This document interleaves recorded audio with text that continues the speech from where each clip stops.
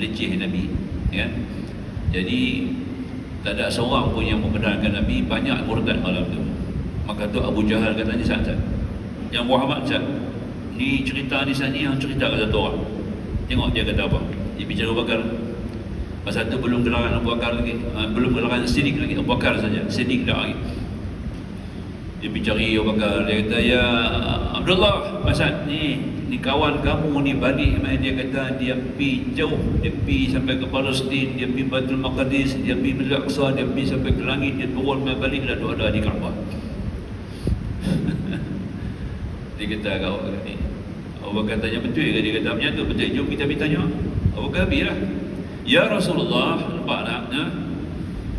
Ni apa nak? Amru ni nama dia.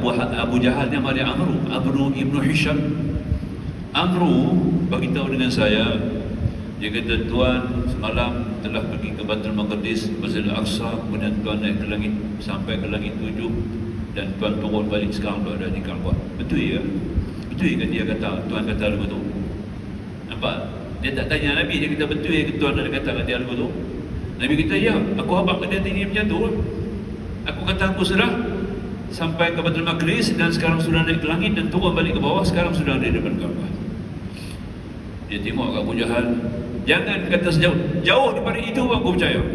Abu Bakar kata, kalau apa yang dia kata tu bukan kata saja aku percaya, hatta kalau jauh daripada itu sekalipun aku tetap percaya. Siddiq, Nabi panggil gelarannya malam tu dapat gelaran Siddiq, nampak ya. Itu Abu Bakar Siddiq. Kita nak tahu jugalah sahabat-sahabat Nabi ya. Kita kena kenal depan ni ya. Baik, habis. Dan ada pun ucapan dia, Assalamualaikum, dua orang, Umar dan Abu Bakar.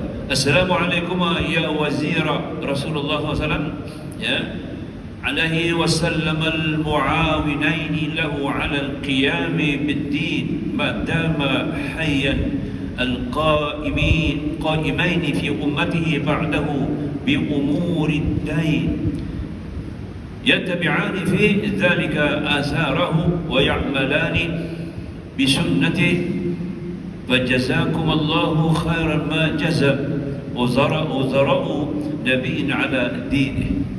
Itu dua orang sekali, bagi salam dua orang sekali. Tapi kita pergi di lubang, di tempat, di lubang Abu Bakar Siddiq lah. Semoga kedamaian selalu terlimpah kepada kamu, wahai dua pembantu wazir, pembantu Rasulullah, yang menolong beliau dalam melaksanakan agama selama beliau masih hidup, dan yang melaksanakan urusan-urusan agama bagi umat beliau setelah beliau wafat, seraya mengikuti jejak beliau dalam semua itu dan mengamalkan sunnah Nabi.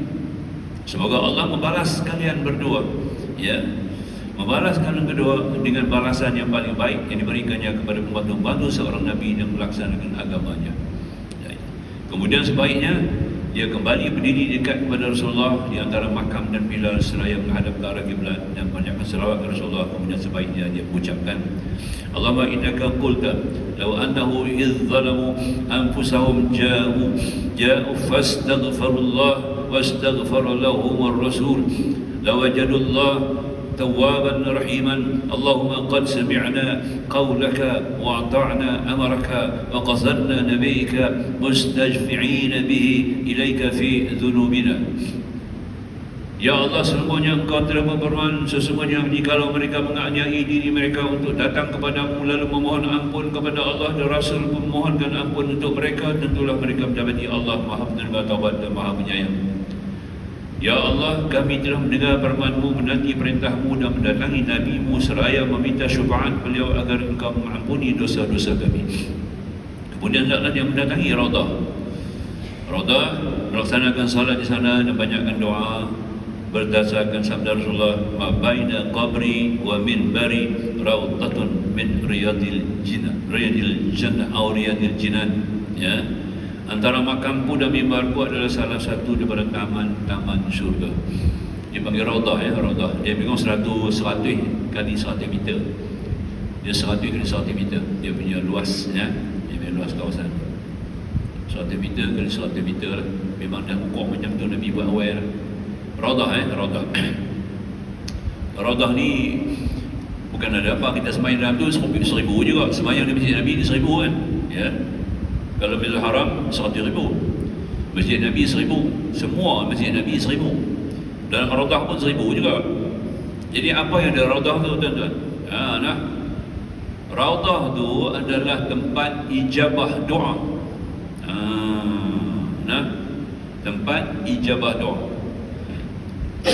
Kalau kita ada hajat apa-apa lah, hajat-hajat besar kan, kita bawa daripada Malaysia, di Mekah, di Madinah, ada hajat-hajat besar apa semua itu ini.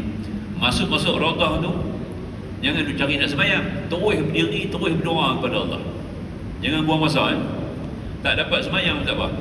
Yang penting kita boleh berdiri Raudah tu, kita berdoa, insya-Allah kabul, mustajab. Memang proven memang bukti. Kita berdiri, kita minta terus. Tak ada peluang sembahyang, tak ada peluang, kita keluar. Jangan tunggu. Ya. Ada orang duduk tak mau bangkit, duduk dan duduk.